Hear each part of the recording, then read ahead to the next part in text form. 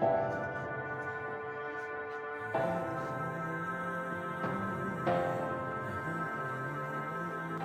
up people? Now again, mayang masih ko chicken biryani ni tarage chicken biryani pot beef to gindi khan ram si to beef to ina chicken biryani to ngai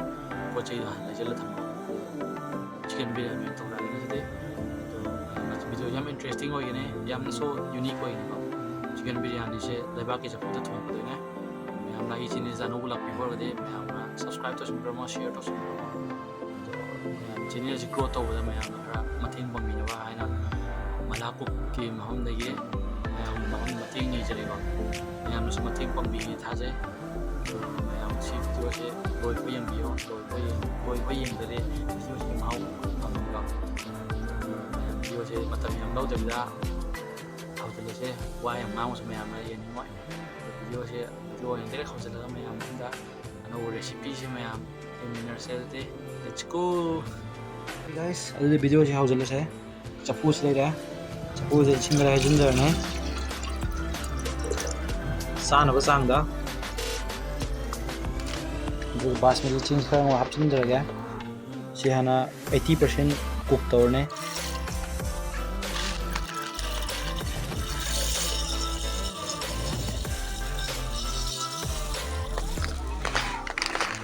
lai de ko su hap se sok to da 80% cook to se sing su hap sin jar ne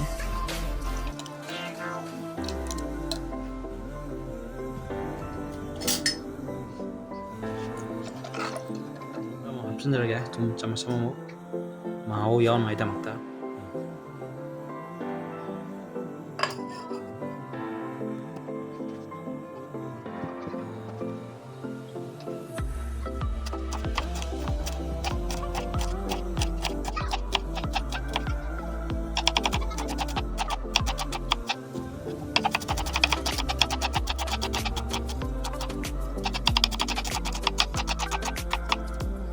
biryani sem ngai de simenam telau soi bada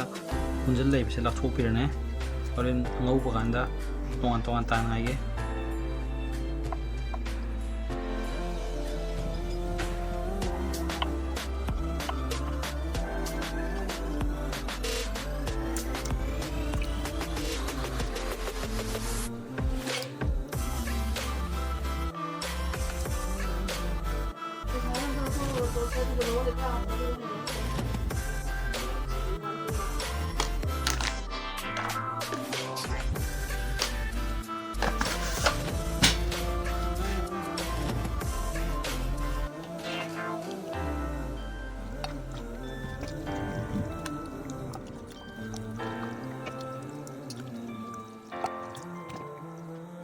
ai ngasai leibak ki chapu do kai thok le thong thong na pai le ti do en tar si do en tore guys leibak chapu do mai de tham da kai gre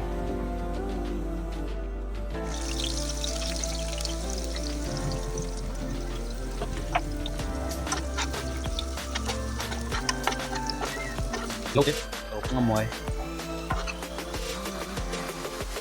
mayamna support bi bene ai sige stage se je yori je do mayamna support kar to biyo ai ye basmati ching cook to bi 90% re mon le ka se smaya lau tharne video ma khata mine se o da ri ma thau de jin bir ne da de re biryani masala ra ka dalchini je ma kai si kang je star man je min kai go nang je duga ilachi le ra pop le ra nate pop nate luang le ra si hap sin jar ne ja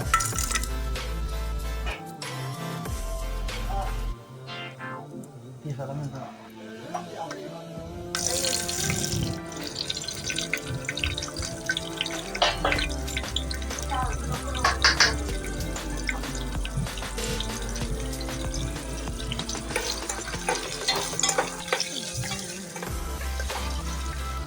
duga biryani masala khar mo hap sin jar ne yam bi hap che masala yam sa patte garam masala khar mo hap jar ga machu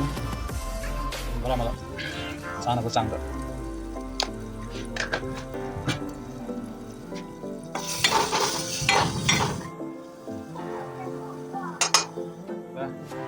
치킨도네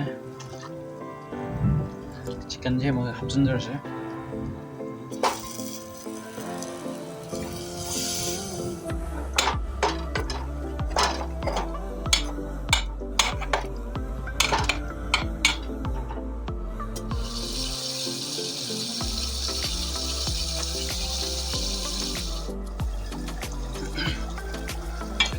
Okay guys, loijan bi shindu yosle biryani sak hap yarne biryani sak hapchinjirage de video ji loi pho yeng ni si guys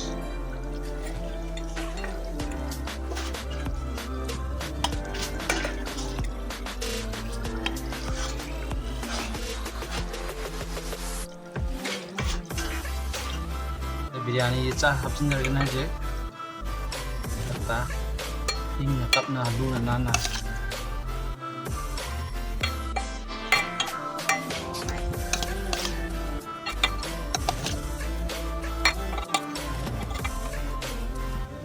okay layer ani ni ko ha ko de padigong ge de leiba na hodre weather sina maram mo pura kok matha ke thor na ma te lung thom cha kai kai gen changai na padigom de leiba na nga hodre matang Sunday da mo sema kan ya da nei thra ki guys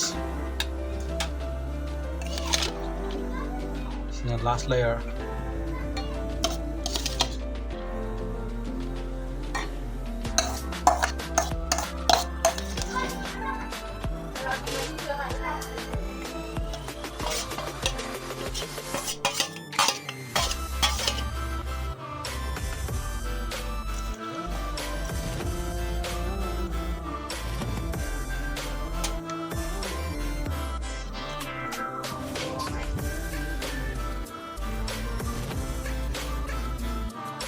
चम्मच नहीं यूँ चंद में सकता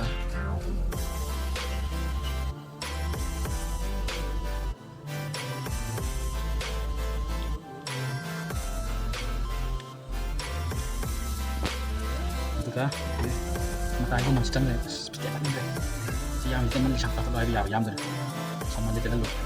teman di sangka lagi harus nunggu apa tadi nak kau sih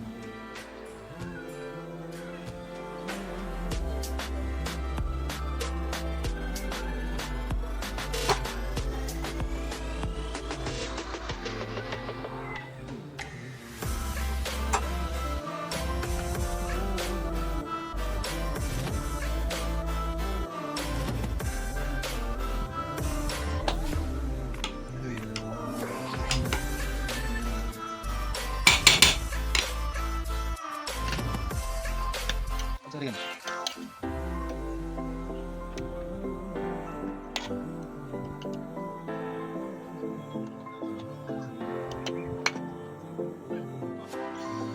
Apa itu saya dah?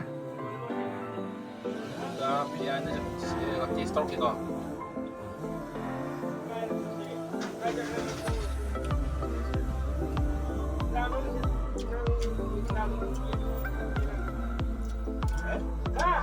Mấy cái này guys, mình chỉ cái hàng thùng này cơ,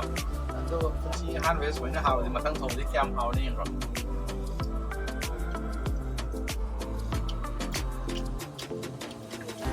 Mấy cái này, video thấy chưa? Phải rồi xin cái, mày em share đâu và em đi subscribe đâu mày em, cầu video nó, để mà thằng video ra mà xin nó say, bye bye.